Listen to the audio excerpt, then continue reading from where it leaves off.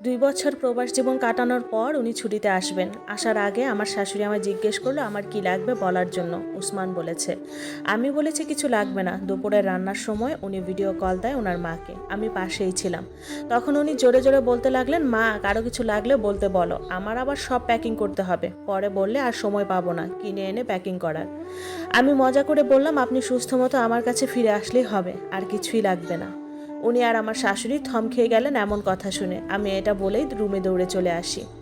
2 দিন পর উনি আসবেন। আমি ওনার রুম নিজে হাতে পরিষ্কার করে বিছানা চাদর বদলিয়ে গুছিয়ে দিয়ে আসি। ওনার ছোট ভাই এয়ারপোর্টে গেলেন ওনাকে আনতে। আমি সুন্দর করে সেজেগুজে অপেক্ষায় আছি উনি আসার। আমার স্বামী তো অপেক্ষা তো করবই। উনি ঘরে ঢুকলেন। ওনাকে দেখে আমার বুকটা কেঁপে উঠল। 2 বছর আগের উনি আর আজকের ওনার মধ্যে অনেক তফাৎ। অনেক বদলে গেছেন, মোটা হয়ে গেছেন, আরও বেশি সুন্দর হয়ে গেছেন। উনি এসে ওনার মাকে জড়িয়ে ধরেন। আমি সালাম দিই ওনাকে, উনি সালাম নেন। তারপর উনি ওনার রুমে ফ্রেশ হতে গেলেন। মা টেবিলে খাবার দেন। তখন বিকেল হয়ে গেছে। উনি ফ্রেশ হয়ে এসে হালকা কয়টা ভাত খান। তারপর উনি ওনার রুমের দরজা বন্ধ করে ঘুমিয়ে গেলেন। আমার দিকে একটু ফিরেও তাকালেন না। আমার চোখের পানি উপচে পড়ে, কেন জানি না। আমিও রুমে এসে সব সাজগোজ ধুয়ে ফেলি। তারপর সবচেয়ে পুরনো জামাটা পরি। ওনার দিকে আর ফিরেও তাকাবো না। আমার কলিজাটা ফেটে যাচ্ছে। আমার এখানে একটুও থাকতে ইচ্ছে করতেছে না। একটু বাপের বাড়িতে গেলে শান্তি পেতাম। সন্ধ্যার দিকে ওনার নানার বাড়ির মেহমান আসবে, তাই নাস্তা বানাতে রান্নাঘরে গেলাম। নুডলস, সেমাই, ফিরনি, হালিম রান্না করি, আর আসলে ফলমূল কেটে দিব। সব রেডি করতে করতে মাগরিব হয়ে পড়ে। ওনারা চলে আসেন। ওনারা আসার সাথে সাথে আমি ওনাদের সামনে গেলাম না। রান্নাঘর থেকে সব নাস্তা রেডি করে দিচ্ছি, মা নিয়ে যাচ্ছেন। ওনাদের সাথে সম্পর্কটা আমার এতটাও ভালো হয়নি, দূরত্ব তো আছেই। ওনারা রাতে থাকবেন, আমি রাতে রান্না বসালাম। আমাকে আমার শাশুড়ি করতে মানা করেছেন, তারপরেও করছি, কারণ রুমে বসে কী বা করব। উনি ঘুম থেকে উঠলেন রাত 9টার সময়। উঠেন, হালকা না চা খেলেন আর সবার সাথে কুশলাদি বিনিময় করলেন। আমি ওনার সামনেও পড়লাম না। রাতের 11টার দিকে সবাইকে খাবার দিলাম। আমি জাস্ট সব রান্নাঘর থেকে বেড়ে বেড়ে দিচ্ছি। আমার মামি শাশুড়ি আর খালা শাশুড়িরা নিয়ে যাচ্ছে। উনি এখন খাবেন না, পরে খাবেন। আমার আর রাতের ভাত খেতে ইচ্ছেও করলো না। তারপরেও সবার সামনে বললাম খেয়েছি। রান্নাঘরের কাজ গুছিয়ে রুমে ঢুকলাম, আর ওনারা সবাই ওনার রুমে। উনি ওনার ব্যাগ খুলতে লাগলেন, সবার জন্য কি এনেছে না এনেছে। আমাকে কেউ একটু ডাকলোও না, অবশ্য ডাকলে আমি যেতামও না। মনকে বুঝ দিলাম উনি তোমার কেউ না, কিসের আশা করছে ওনার থেকে, যে আজ 2 বছরে একটা কথাও বলেনি তোমার সাথে, কোনো বইয়ের অধিকারও দেয়নি, শুধুমাত্র দয়া করে রেখেছে। গতকাল রাতে ওনার আসার আনন্দে সারা রাত ঘুম হয়নি। বিছানায় গায়ে এলিয়ে দিতেই কাঁদতে কাঁদতে ঘুম চলে আসে আমার। আলহামদুলিল্লাহ, একটি শান্তির ঘুম হয়। সকালে উঠে ঘর ঝাড়ু দিয়ে রাতের বাসি খাবারের প্লেটগুলো ধুয়ে ফেলি। তারপর সবার জন্য নাস্তা রেডি করি। সবাই একে একে ঘুম থেকে উঠে আর নাস্তা করে বসে গল্পগুজব করছে। আমি দুপুরের রান্নার প্রস্তুতি নেই। সকালে আমার শাশুড়িকে বললাম, মা উনি এসেছেন, এখন সব মেহমান আসবে, আমার খুব আনইজি লাগছে, আমি কি কয়টা দিন আমার বাবার বাড়িতে থেকে আসবো?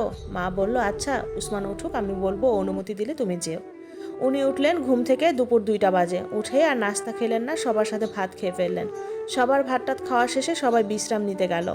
আমি আস্তে আস্তে মায়ের রুমে গেলাম। দেখলাম উনি আর মা বসে কথা বলছেন। দুজনে চোখাচোখি হলো। আমি চলে আসছিলাম। তখন মা বলল, কিছু বলবে? তখন বললাম, মা সকালে বলেছিলাম যে। তখন বলল, ও আমি তো ভুলেই গেছি।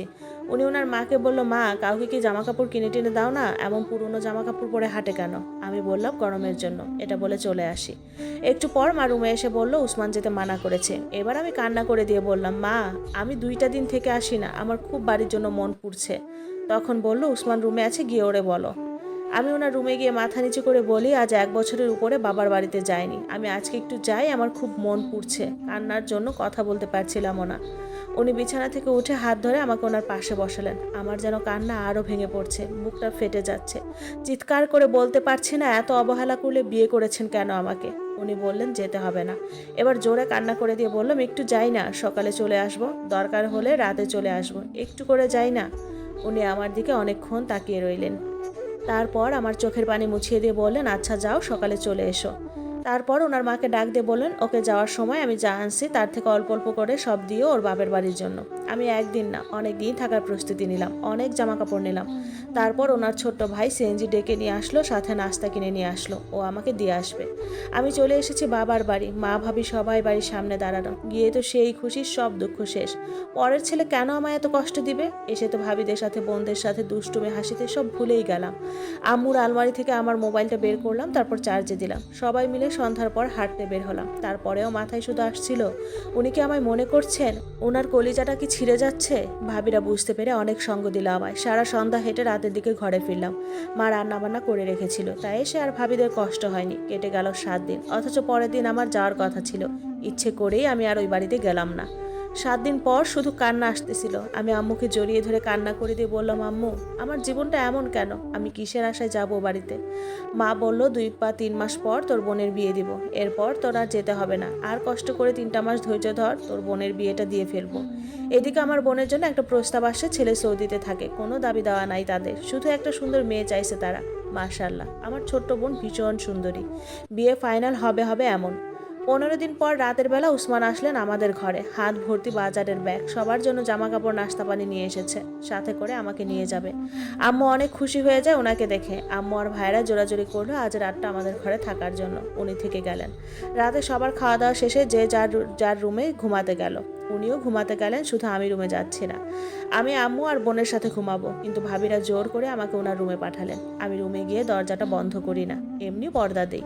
তারপর ওনাকে বলি, কি করব বলুন, সবাই আপনার সাথে এক রুমে থাকতে বলল। আমি আসতে চাইনি, আমাকে জোর করে পাঠিয়েছে।